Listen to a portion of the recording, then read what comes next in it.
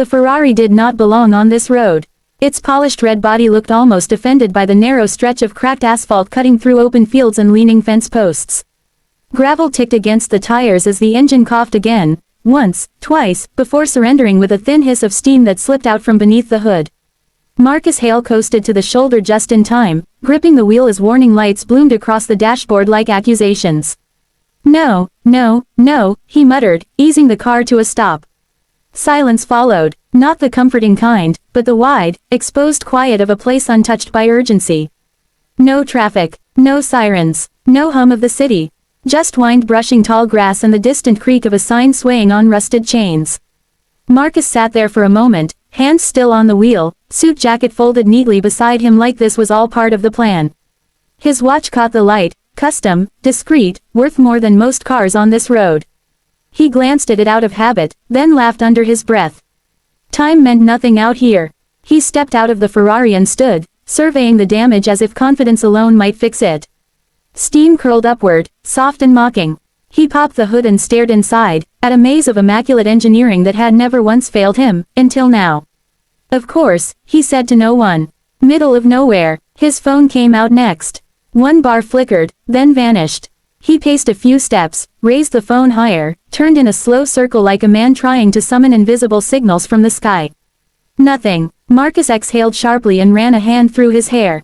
Meetings had been rearranged for this drive. A deal waited at the other end, numbers with too many zeros, people who never waited. And here he was, stranded beside a mailbox that leaned like it was tired of standing. He tried the phone again. Still nothing. The sound came so softly he almost missed it. "My dad can fix it." Marcus turned, startled. His heart jumped before his mind caught up. A little girl stood a few feet away, half hidden behind the crooked mailbox. He hadn't heard footsteps. He hadn't seen anyone approach. She looked at him with open curiosity, head tilted slightly to one side. Her dress was simple, faded blue, with a grass stain near the hem. Two uneven braids framed her face, one tied tighter than the other. She held a small plastic horse in one hand, its legs worn smooth. "I'm sorry," Marcus said, automatically lowering his voice. She nodded toward the Ferrari, then toward the open hood. "Your car broke." "Yes," Marcus said. "It did. My dad fixes broken things." Marcus blinked. Of all the things he'd expected, an angry landowner, a passing truck, absolute solitude, a child offering roadside assistance wasn't one of them. "That's very kind," he said carefully. "But this car is complicated." She squinted at the engine, stepping closer without asking permission. "Did it make the coughing noise or the screaming one?" "The coughing one," Marcus replied before he could stop himself. Her face relaxed. "Good. Screaming means it's really upset." He smiled despite himself. It felt strange, the way his shoulders loosened without his consent. "And coughing. Coughing just means it needs help." She straightened and pointed down a narrow gravel road that branched off behind the mailbox. "We live there." Marcus followed her finger. A small house sat beneath a wide oak tree, its branches stretching protectively over the roof. A porch wrapped around the front, one step sagging slightly in the middle. A pickup truck rested nearby, dust-coated but solid. He hesitated. "I don't want to be any trouble," he said. She shrugged. "Dad likes fixing things." Marcus glanced back at the Ferrari.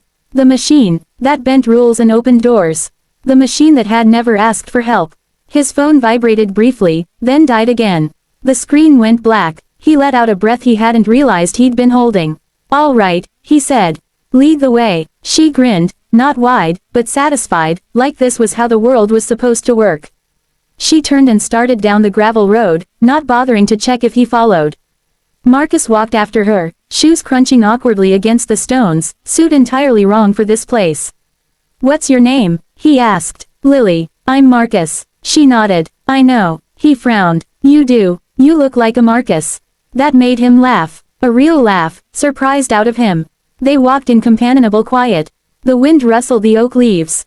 Somewhere, a bird called.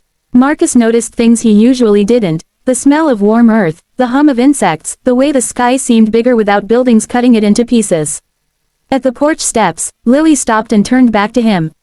"Told you," she said softly, with absolute confidence. "My dad can fix it." For the first time since the engine died, Marcus believed her. The man who stepped out onto the porch did not look impressed by the Ferrari. He wiped his hands on a rag as if Marcus were just another neighbor pulling in with a whining pickup or a mower that refused to start.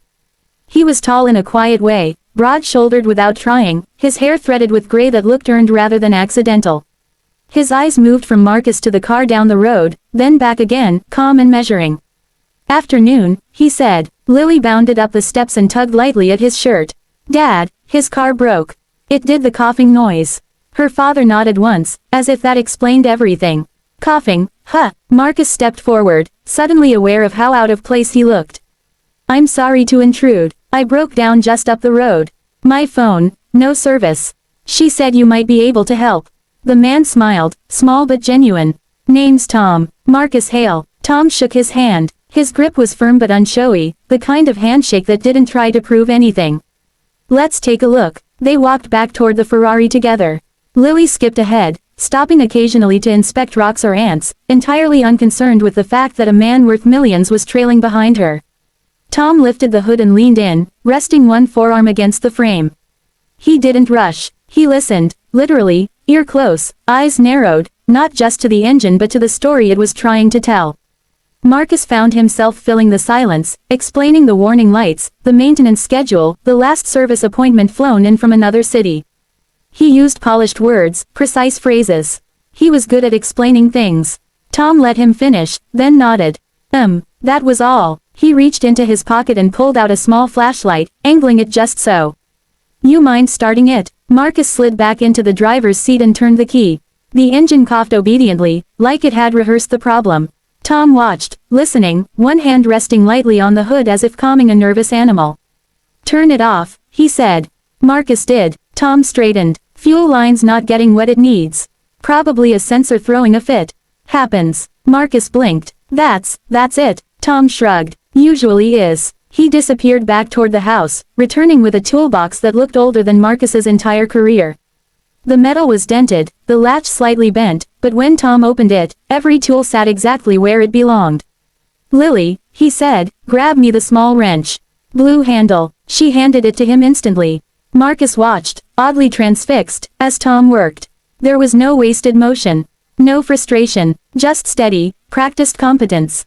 The kind built over years of fixing things that mattered because people depended on them.